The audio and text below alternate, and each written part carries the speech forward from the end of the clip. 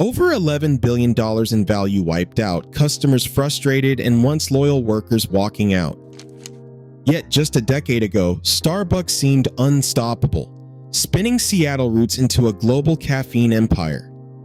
How did a company that defined premium coffee culture unravel so dramatically? To find the answers behind this collapse, we have to go back to where the Starbucks myth began.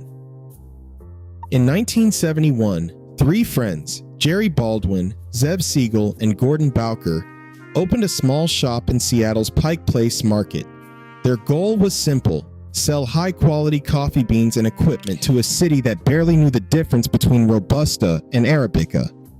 For more than a decade, Starbucks was just that, a place for purists.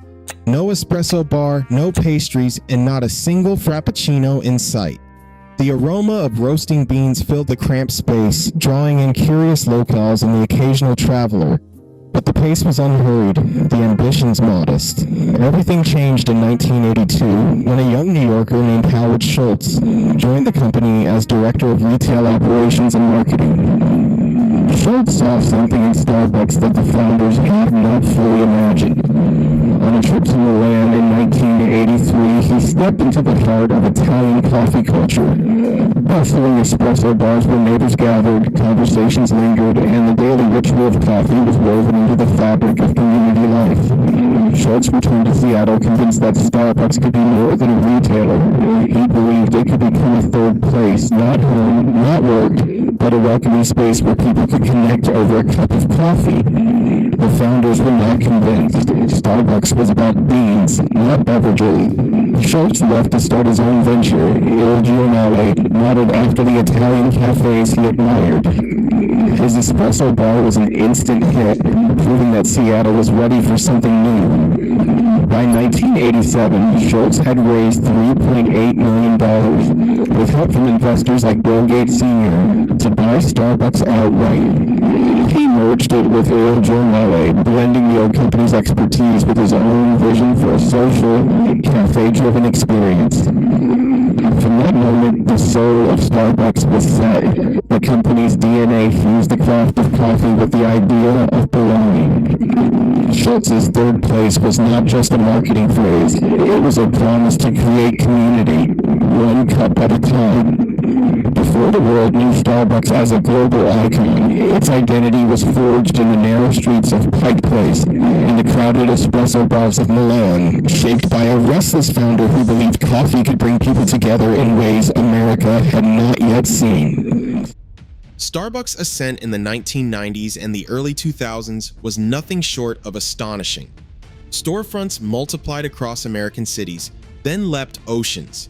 In 1996, the company opened its first store outside North America, landing in Tokyo.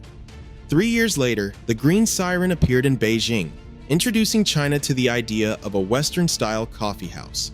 By the early 2000s, Starbucks counted nearly 7,000 locations in more than a dozen countries, with new openings announced almost weekly. The menu evolved alongside this expansion. The Frappuccino, a blended drink acquired through the purchase of the Coffee Connection in 1994, quickly became a phenomenon, its icy, customizable sweetness drawing lines out the door each summer. The Frappuccino alone would grow into a billion-dollar brand within Starbucks, inspiring endless seasonal flavors and copycats from rivals. Innovation did not stop at the blender. Starbucks launched Via Instant Coffee in 2009, aiming to bring its signature taste to office desks, hotel rooms, and airplane trays worldwide. The company's digital rewards program, rolling out in the late 2000s and the early 2010s, turned everyday purchases into a system of points, perks, and personalized offers. By 2014, millions of customers were scanning their phones at the register, earning free drinks and exclusive merchandise. The app's wallet success paved the way for mobile ordering, which would later redefine how customers interacted with the brand. Starbucks' presence became a symbol of modern urban life. The stores offered more than caffeine. They promised a space to linger, work, or meet friends, all under the glow of familiar branding. By the time the company's global store count surpassed 10,000, Starbucks was setting the pace for an entire industry. The scale of its reach and the power of its brand seemed limitless. fueled by a steady stream of product launches and a loyalty ecosystem that kept customers coming back. The momentum was undeniable, and the world had never seen a coffee company move with such speed or ambition. By 2006, Starbucks storefronts had become as common as traffic lights in many American cities. The company's push for growth was relentless. New locations opened on the same block, sometimes just steps apart. The strategy, once a source of pride, began to backfire. Stores started competing with each other, cutting into their own sales and leaving some outposts half empty at peak hours. The atmosphere that once set Starbucks apart, handcrafted drinks and baristas who knew your name, gave way to automated espresso machines and hurried service. The company's identity blurred, replaced by a sense of sameness and speed. Then came the financial crisis. As the recession deepened in 2007 and 2008, customers pulled back on small luxuries. Starbucks' sales tumbled. In a matter of months, the company shuttered more than 600 US stores and laid off thousands of workers. The stock price, which had hovered near $40 in 2006, plunged below $8. Headlines questioned whether Starbucks had lost its way for good. Howard Schultz, who had stepped down as CEO in 2000, watched from the sidelines as the brand he built teetered. In January 2008, he returned to the helm, convinced that Starbucks was in danger of losing its soul. His first move was drastic. Schultz ordered the closure of every US store for a 3-hour retraining session. On the evening of February 26, 2008, nearly 7,100 locations went dark as baristas gathered to relearn the art of pulling espresso shots and reconnect with the basics of coffee craft. The event was unprecedented, a public admission that the company needed to rediscover what made it special. The retraining was just the start. Schultz slashed expansion plans, focused on improving store atmosphere, and began experimenting with new digital tools. But the damage had been done. The era of unchecked growth had left Starbucks exposed, vulnerable to the very forces it once seemed destined to outrun. For the first time, the future of the Green Siren was in doubt. The promise of convenience arrived in 2015, when Starbucks launched mobile order and pay across its United States stores. Customers, drawn by the lure of skipping the line, eagerly tapped their phones to place orders ahead of time. But beneath the surface, the system strained against its own popularity. During peak hours, app orders poured in faster than baristas could keep up. Drinks stacked up on counters, sometimes 20 deep, waiting for frustrated customers whose phones had promised their lattes would be ready minutes earlier. In some urban stores, complaints of 30-minute waits became routine. One Chicago manager recalled mornings where, by 9:30, the team was already 45 drinks behind, each new mobile order pushing the queue further out of reach. The technical backbone of the app, designed to route orders directly into the store's workflow, lacked capacity limits. There was no mechanism to pause or slow incoming orders when staff were overwhelmed. Algorithms estimated pickup times, but the reality on the ground was digital chaos. Orders marked as ready long before they could be handed off, customers crowding around the pickup counter, baristas fielding a constant stream of remakes and apologies. The invisible digital line collided with the physical world, and neither side had a clear view of the other. When the pandemic hit in 2020, this fragile balance broke apart. Starbucks announced plans to close or convert up to 400 stores in North America, moving aggressively toward drive-through, curbside, and pickup-only formats. The café, once the heart of the Starbucks experience, faded as mobile and to-go orders became the new standard.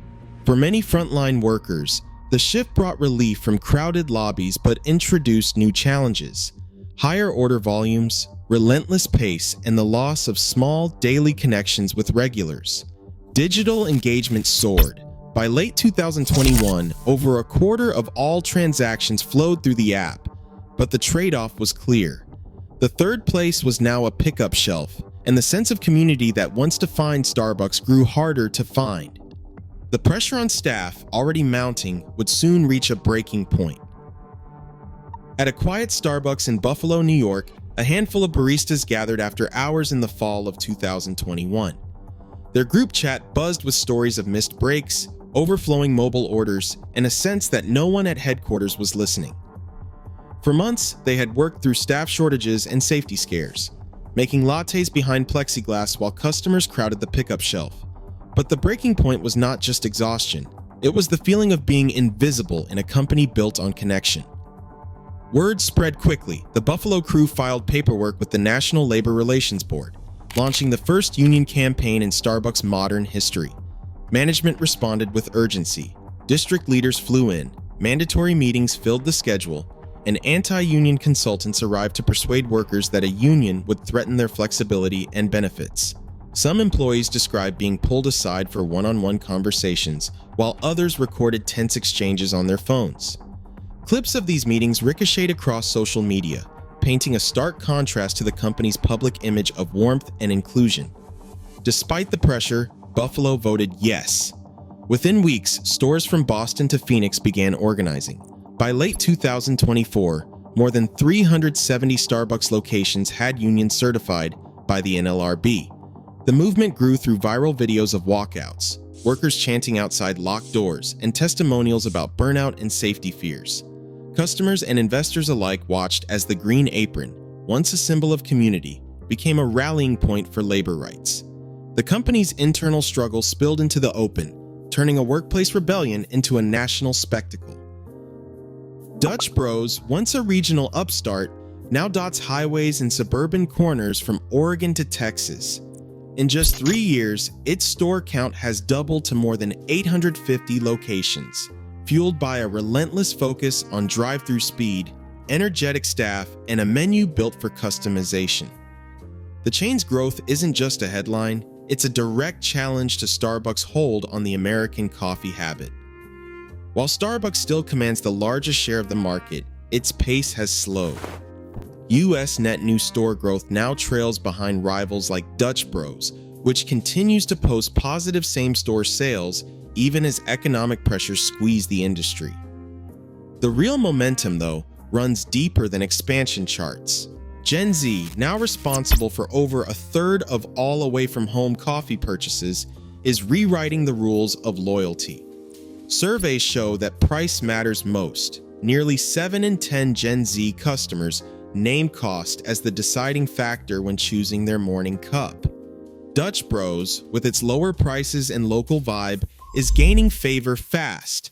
Brand favorability among Gen Z has jumped 11 points since 2021, while Starbucks has slipped. In Western states, college towns and suburbs once dominated by the green siren now see lines at Dutch Bros kiosks, driven by word of mouth and viral TikToks. At the same time, the at-home coffee trend has exploded. Sales of home espresso machines and specialty beans have soared, eroding the sense that Starbucks is the only place for premium coffee. For many young consumers, the idea of paying $6 for a drink at a chain feels outdated. They want authenticity, speed, and options that fit their budgets. As competitors and new habits chip away at Starbucks' dominance, the company's internal struggles are no longer just an isolated problem. They're magnified by a market that is moving on. On November 2, 2023, Starbucks delivered quarterly earnings that, for a moment, reassured Wall Street. The numbers beat expectations, and the company projected a strong year ahead. But cracks were already forming beneath the surface. 2 weeks later, a wave of walkouts swept across nearly 200 stores during the annual Red Cup Day promotion, drawing national headlines and sending trading volumes soaring. Labor unrest was not the only concern. Credit card data began to reveal 3 straight weeks of declining sales in the United States, prompting analysts to lower their forecasts and investors to grow uneasy. The unease gave way to panic as December approached. On December 7th, a global boycott intensified after a high-profile lawsuit over a union's pro-Palestinian tweet. Social media campaigns reignited old grievances, and organized protests outside stores grew in size and frequency. Analysts from Wedbush Securities and other firms flagged the company's mounting troubles: sluggish sales in China, disappointing holiday promotions, and an increasingly negative public response. The market responded with a record-breaking streak, Starbucks shares fell for 11 consecutive trading days, erasing more than $11 billion from its market value in less than 3 weeks. Trading floors buzzed with speculation as options volatility spiked and institutional investors watched the slide with growing alarm. No major buybacks or executive departures offered relief. Instead, the headlines kept coming: boycotts, strikes, and weak sales data, each blow compounding the last. By the end of the year, the numbers spoke for themselves. A once unthinkable $11 billion collapse, mapped day by day to a sequence of labor actions, consumer backlash, and a crisis of confidence that left analysts questioning what, if anything, could halt the fall. Laxman Narasimhan stepped into the CEO role with the company in freefall and the world watching. On his desk, 3 competing blueprints vied for Starbucks' future. The first called for a radical menu simplification, piloted in select urban stores after the collapse in 2023.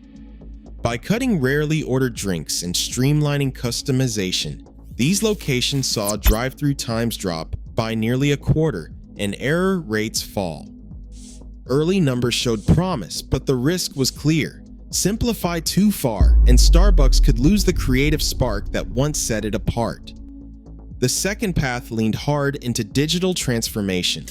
The technology team rolled out a new version of the Siren mobile platform, promising 30% faster order handoff and smarter queue management. Investments poured into AI-driven scheduling, digital menu boards, and a complete overhaul of the loyalty app. But even as the company touted these upgrades, some investors and store managers questioned whether technology alone could fix the chaos behind the counter, or if it simply masked deeper issues. The third option focused on labor and culture. After a year that saw more than 370 stores vote to unionize, Starbucks launched a partner experience office and increased wages across the board. Internal councils gathered feedback from baristas, while legal teams fought ongoing federal complaints. Howard Schultz, speaking from the sidelines, warned that regaining trust with employees was non-negotiable. Yet, even with new benefits and listening sessions, the gap between headquarters and the front line remained wide. Nancy Cohn, a leading chronicler of Starbucks history, summed up the crossroads. You can double down on culture, on technology, or on operational discipline, but rarely all three at once. As board meetings stretched late into the night, Narasimhan faced a decision with no easy answers. The next move would not only test his leadership, but determine whether Starbucks could rediscover the soul that once fueled its rise. Today, Starbucks faces a crossroads, its market value shaken, its brand identity questioned. As younger consumers demand authenticity and local alternatives surge, even giants can falter overnight. The coffee chain's fate now hinges on its ability to listen, adapt, and rebuild trust.